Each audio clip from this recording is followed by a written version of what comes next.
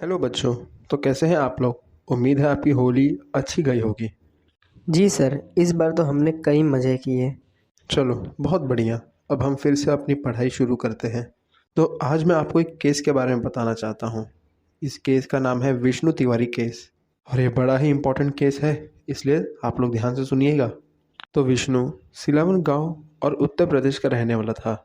वह उस गांव में अपने परिवार यानी अपने 3 भाई, माँ और पिताजी के साथ रहा करता था। वहाँ उनके पास 7 से 8 भैंसें और एक खानदानी ज़मीन थी। और उस बेचारे को भी क्या पता था कि इन्हीं ज़मीनों की वजह से उसकी दुनिया इधर की उधर हो जाएगी। माँ, ओह माँ, अरे कहाँ हो तुम? अरे हाँ, क्या हुआ? क्यों गला फाट रहा है? अरे मैं तो बस ये कह रहा था कि मैं अपने दोस्तों के यहाँ जा रहा हूँ। अरे हाँ, जा जा। वैसे भी तो तुझे कोई काम ही नहीं है। इतना घूमने फिरने से अच्छा जाके खेतों में अपने बाबूजी की मदद कर दे। वैसे भी 23 साल का घोड़ा हो गया है तू। अभी कुछ ही सालों में तेरी शादी की उम्र हो जाएगी। ओह माँ, तुम तो ताने मारना ही नहीं छोड़ोगी। ठीक है, दोस्तों के साथ मिलने के बाद मैं खेतों में भी चला जाऊँगा, बाबूजी की मदद कर दूँगा। हाँ ठीक है, पर टाइम से चले आना। हे भगवान, बड़ी देर हो गई। ये विष्णु अभी तक आया नहीं। अरे तिवारी जी, कैसे हैं आप? मैंने सोचा आप अगर यहीं हैं तो आपसे पूछता ही चलूं। हाँ, पर किस बारे में? अरे मैंने आपसे कहा तो था कि मुझे आपकी ज़मीन खरीदनी है। अरे पर चाचा, मुझे मेरी ज़मीन बेचनी थोड़ी है। देख लो, कीमत भी बड़ी अच्छी ही बताई है मैंने तुम्हें। वो कीमत ही तो एक मसला है। आपकी कीमत बहुत ही कम है। मैंने मार्केट में जाकर मेरी ज़मीन का कीमत पता किया। पिताजी, मैं आ गया। तिवारी जी, अभी के लिए तो मैं चलता हूँ, पर ज़मीन तो मुझे चाहिए ही, और वो मैं लेकर ही रहूँगा। अरे मैंने आपसे कितनी बार कहा है कि मैं उस ज़मीन को इतने कम पैसों में नहीं देने वाला। बस बहुत हुआ। काका, अगर आप अभी नहीं गए तो बहुत बुरा होगा। इतने भी संस्कार नहीं दिए तुम्हें कि बड़ों के बीच में नहीं बोला करते। ठीक है तिवारी जी, अभी के लिए तो मैं जा रहा हूँ, पर लौटूंगा ज़रूर। तुम्हें बीच में बोलने किसने कहा था? माफ़ करिएगा पिताजी, मुझे गुस्सा आ गया था। अगली बार ऐसा कुछ नहीं होगा। हाँ ठीक है, चलो अब ज़रा हल लेके आना। जी पिताजी। क्या हुआ पापा? इतना लटका हुआ मुंह लेके क्यों खड़े हो आप? अरे क्या कहूँ, वो तिवारी तो अपनी जमीन बेचने को तैयार ही नहीं हो रहा, और ऊपर से उसका बेटा विष्णु, वह तो आज मेरे ही सर चढ़ के बोल रहा था। अच्छा, तब तो इन बाप बेटों की जोड़ी को कुछ करना ही होगा। हाँ, कुछ तो सोचना होगा। क्या करे पर? तब तो इन दोनों का कुछ करना ही पड़ेगा। ठीक है, मेरे पास भी एक तरकीब है। अच्छा, और वो क्या है? अब मैं बताऊंगा नहीं, अब मैं करके दिखाऊंगा। इंस्पेक्टर साहब, मैं लुट गया। आज मैं किसी को मुंह दिखाने लायक नहीं रहा। अरे क्यों? ऐसा क्या हो गया? इंस्पेक्टर साहब, मेरी बीवी का बलात्कार हुआ है। क्या? बलात्कार? देखिए, आप लोग उदास न होइए। क्या आपको किसी पे शक है? जी इंस्पेक्टर साहब, मेरा पूरा यकीन है कि यह काम तिवारी के बेटे विष्णु ने किया है। और शक की कोई खास वजह? दरअसल मेरे पिताजी उनकी एक ज़मीन खरीदना चाहते थे, पर वो लोग कहते हैं कि हम उनके ज़मीन नहीं देंगे, और हम पे दादागिरी करने लगे।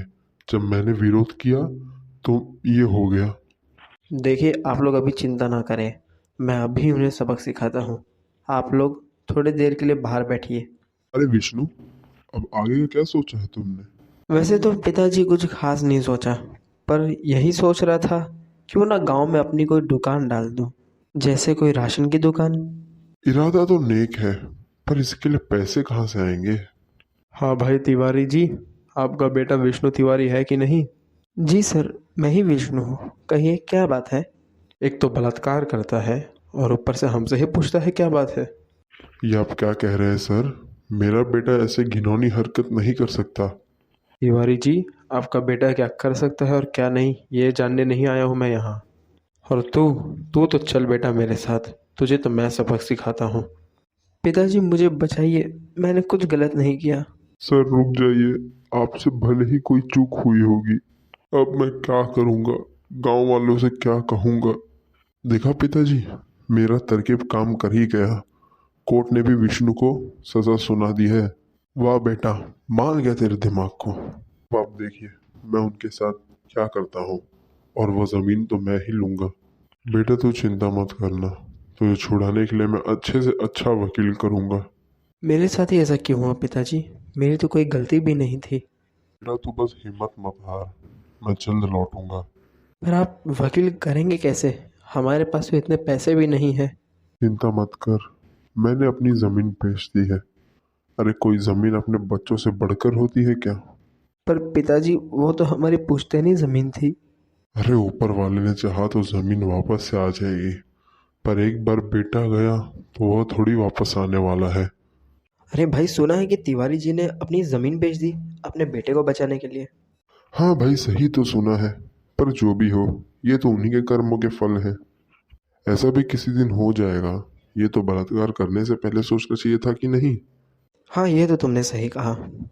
वकील साहब कुछ समझ में ही नहीं आता, अपने बेटे को मैं कैसे बचाऊं।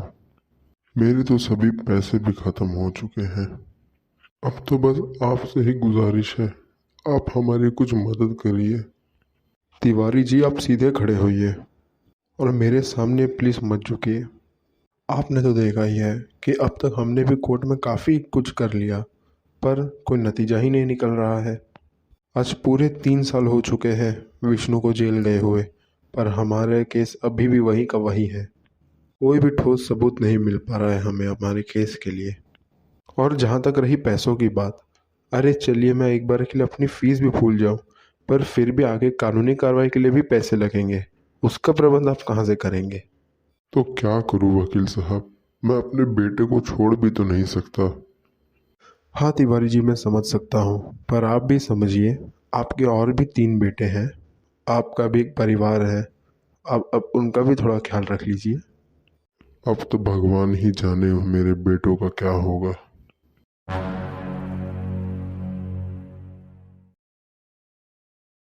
अरे विष्णु, काम खत्म हुआ? हाँ, बस अभी ही मैंने बाथरूम साफ़ किए हैं। हाँ तो जा, तुझे बड़े साहब बुला रहे हैं, लगता है कोई मिलना है तुझसे। ठीक है। देखिए मैंने उसे बुला तो दिया है, पर आपको जो भी बात करनी है वो जल्दी करिएगा। जी सर, आपका धन्यवाद। अरे वकील साहब, आप इतने दिनों बाद? हाँ, विष्णु आना ही पड़ा।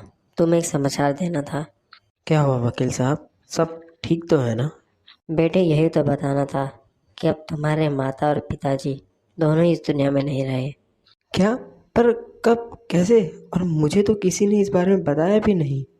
बेटे मैंने मिलने की कोशिश तो बहुत की तुमसे, पर मिल नहीं पाया। आज से 1 महीने पहले ही उन दोनों का स्वर्गवास हो गया। मैं कैसा अभागा बेटा हूँ जिसे अपने ही माता पिता का अंतिम संस्कार का मौका नहीं मिला। तुम चिंता ना करना, लेकिन मैं इस केस को हाई कोर्ट में चैलेंज करने जा रहा हूँ। अब और कुछ ही दिनों की बात है। दरअसल उस समय एक रिपोर्ट हमसे छुपाया गया था, जो अब बरामद हो गया है।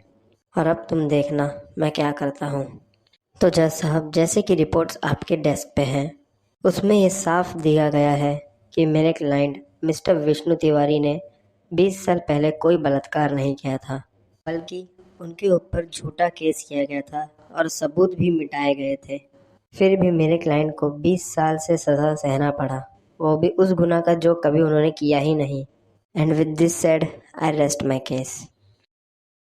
सभी सबूतों को मद्देनजर रखते हुए यह अदालत ये फैसला सुनाती है कि विष्णु तिवारी निर्दोष है। उन्हें जेल में जो 23 साल बिताने पड़े उसके लिए हम बेहद शर्मिंदा हैं, और यह कोर्ट आरोपियों को एक आदमी की ज़िंदगी बर्बाद करने के लिए और झूठे सबूत और गवाह पेश करने के लिए 1 लाख रुपए जुर्माना और 30 साल की सज़ा सुनाती है। The court is adjourned.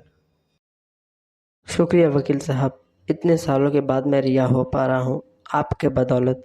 अरे विष्णु, इसमें शुक्रिया कैसा, वैसे भी तुमने बहुत कुछ सहा है। अरे विष्णु बेटा, आखिर तुम रिहा हो ही गए। मानो तुम्हें देखने के लिए आंखें तरस गई थी। आज अगर तुम्हारे पिता जिंदा होते तो बहुत खुश होते। वो तो ठीक है काका, पर घर में कोई दिखाई क्यों नहीं दे रहा? अब क्या ही बताओ बेटा, जब तुम जेल में थे तो तुम्हारे माता पिता के निधन के बाद तुम्हारे 2 भाइयों का भी निधन हो गया। क्या काका, ये आप क्या कह रहे हैं? हाँ बेटा, उन दोनों को दिल का दौरा पड़ा था और तुम्हारे सबसे छोटे भाई ने ये सब कुछ का त्याग कर साधुओं की जिंदगी जीने का निश्चय कर लिया था। हे भगवान, ऐसा आज़ाद होके भी क्या मतलब, मेरे तो घर वाले ही नहीं बचे। इससे तो अच्छा मैं ही मर जाता। बेटा निराश ना हो, क्यों ना तुम एक नई शुरुआत करो। चाचा, अब मैं 45 साल का हो चुका हूँ। मेरी आधी उम्र बीत चुकी है और अब तो मेरे पास मेरी कोई परिवार भी नहीं है। ऐसे में मैं क्या नई शुरुआत करूँ चाचा?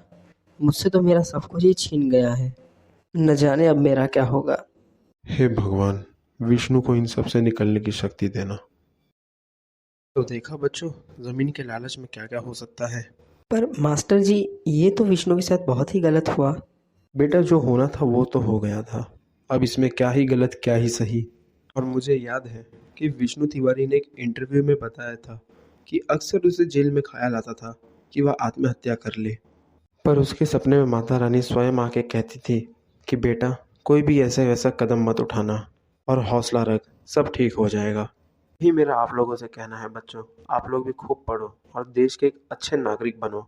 और ये तो फिर भी हमें एक ही विष्णु तिवारी के बारे में मालूम पड़ा, और न जाने भारत देश में और कितने विष्णु तिवारी होंगे जो या तो बेगुनाह होकर भी सज़ा काट रहे हैं या तो फिर उनकी भी ज़िंदगी बर्बाद हो चुकी है। बस न्यायपालिका से यही विनती है कि कोई भी निष्कर्ष पे पहुंचने से पहले केस की जांच अच्छे से हो, इसका ख्याल रखें। चलो बच्चों, तो मिलते हैं हम अपनी अगली क्लास में। तब तक के लिए आप लोग इस केस को रिवाइज करिए। सचमुच गाइस, ये केस दिल दहला देने वाला था। कैसे ज़मीन के लालच में एक नौजवान की पूरी ज़िंदगी बर्बाद हो गई। और इस केस के लिए मैं थैंक्स करना चाहूँगा हिमांशु पटेल का, जिन्होंने हमारे कमेंट सेक्शन में इस केस के बारे में रिकमेंड किया था। आप सभी का शुक्रिया हमारे साथ वीडियो में बने रहने के लिए। ऐसे ही और इंटरेस्टिंग वीडियोस के लिए हमारे चैनल को सब्सक्राइब करिए और इस वीडियो को लाइक एंड शेयर करिए। और अगर आपको भी किसी केस के ऊपर एक वीडियो चाहिए तो हमारे कमेंट सेक्शन में बताइएगा। और हम मिलते हैं हमारी अगली वीडियो में। Good bye.